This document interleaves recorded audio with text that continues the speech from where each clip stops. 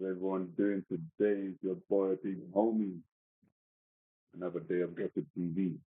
Today, we're gonna be reacting to this student loan scandal that's happening right now. About um, I don't know if this information whether it's for the people that already owe student loans or the people going into university in 2026.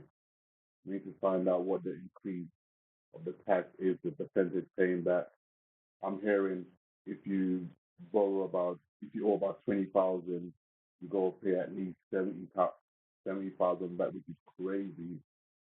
Because I know before, um, the law was if you can't pay back in 25 years, it gets written off. So let's just find out this new update and also see whether it's worth advising our kids to go university in future or should we just learn a trade? Because I'm telling you, yeah, the world is getting real, man.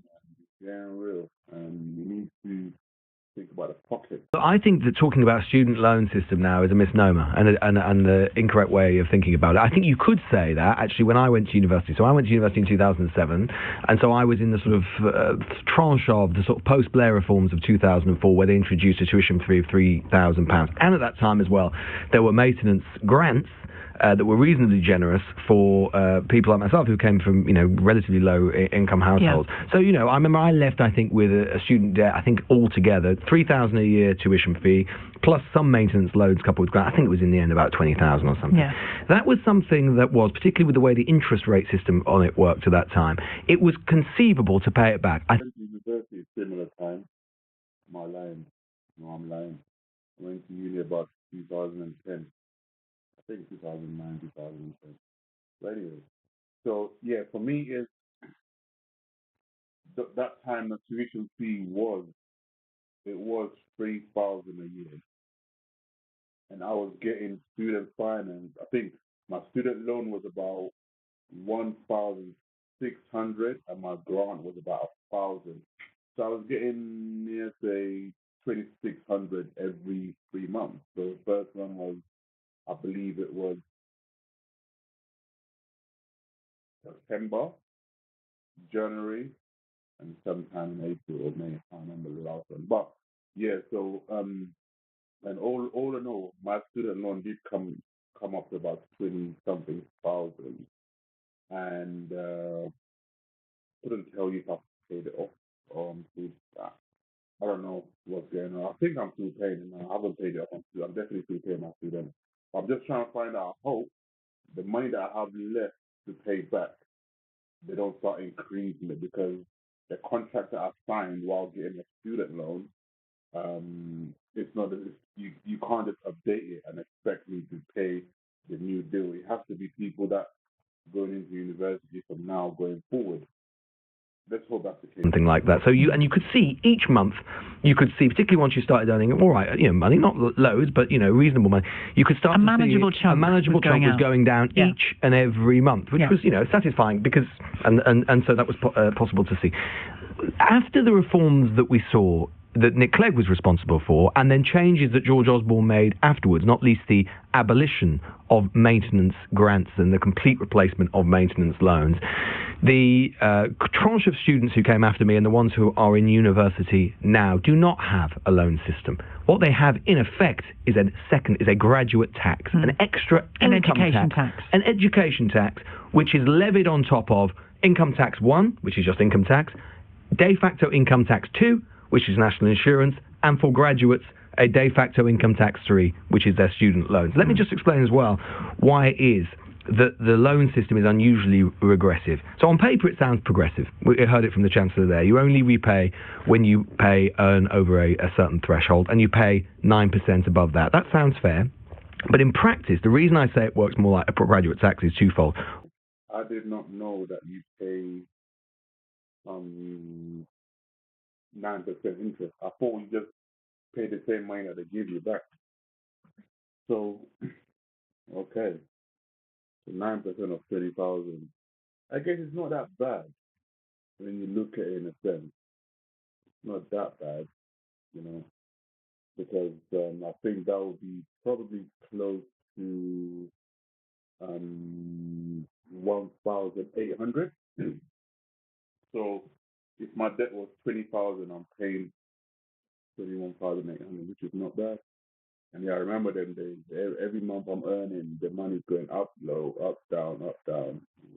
Almost impossible to pay it off. In fact, so many of your listeners today will recognise this. They'll look at their page, their sort of tuition fee page or whatever it is, and they'll see each and every month, it probably at the end of the year, it going up, almost no matter how much they're paying in, unless they're on crazy money. And describe what those changes to the percentage interest rates amount to, because there's a kind of Plan 1 and Plan 2 Indeed, there is. So it was, loan, isn't indeed, there? So it was basically around the levy, the extra interest rates on which it was paid, so whether it was commercial or not, or whether it was basically the flat rate as it was when I was a student. And they all went up. They all went up, exactly. Yeah. And the other reason I say that it's regressive is this. If you let's take two graduates, so one earns 28,000 a year, the other earns 60,000 a year. Both repay the same amount in percentage terms, 9% above the threshold. But for the lower paid graduates, that 9% comes straight out of the money they need for rent, for food, childcare, and so on. For the higher earner, it is far less painful. So then when you add in the frozen repayment thresholds, and the Chancellor froze those repayment thresholds last year, they had been going up with inflation, they're now not going to go up with inflation, and then you add in decades of interest on top of that. So they can be a lot higher than inflation. Yes. Yeah. Lower earning graduates often repay for 30 or 40 years. I understood it wrong. So for the first 25 years, you pay interest free. Then after 25 years, the interest goes in. Yeah, that's crazy, man. Because, I mean, it's the same as tax, though, isn't it? Like the people that earn 50,000 and the people that earn 50,000 and the people that earn how many 30,000, they pay the same amount of tax. And of course, the person that's earning 30 is cutting into the personal life because everything is increased. And the person on 50 wouldn't affect them that much. Well, depending on how your lifestyle is, because I'm not being funny. Someone that's earning 30,000 and someone that's earning 50,000, your rent bracket should not be the same. If you're earning 30 and you're paying crazy amount on your rent, then yeah, you need to have a life, you need to have a career check, not a career check, you need to have an income check because it doesn't make sense. Your rent on 30,000 a year, same as a person earning 50,000. No, in normal cases, it's normally the people that earning 50 normally have more expense to pay. You know, the car note, the rent, mortgage, whatever, food, insurance, have multiple cars and expense going out, trips, holiday, because the money's there. But that's all extra things that debt. Higher earners will clear the debt and will end up paying less tax overall. So the paradox is this, right? The people who benefit least from university, i.e. they've gone to university and earn the least, often pay the most for longest. Because they're paying interest over that long period. Because they're paying for a longer period, even though they're earning less and both are paying the same percentage. So two people earning the same amount of money, obviously the person, because the more income you get, the more money you pay back, in a sense of the interest rate is less because it's like getting a car finance. You get you buy the same car. One person pays it off in 3 years. The other person pays it off in 5 years. Whoever's paying it off in 3 years, even though you're paying more money every single month, but the interest rate will be less because you're paying it off quicker.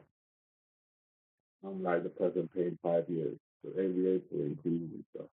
Yeah, guys, I'm sure you guys can carry on watching this, but my advice to this is parents going forward, that includes myself, we need to actually think about taking our kids to university. Even if we ask them to go to university, they want to go to university, we need to think about helping them pay off their student loan. Let's make it a priority to pay off their student loan, so at least they can have a good start in life. The question is, You pay off the student loan, and they finish, you still don't have a job, but at least they don't have no crazy debt, especially this new government thing that's come up right now with tax, which is crazy, you know. So yeah, guys, it's your boy, Big Homie. Please like, comment, and subscribe. ADO TV. Another day of Got TV.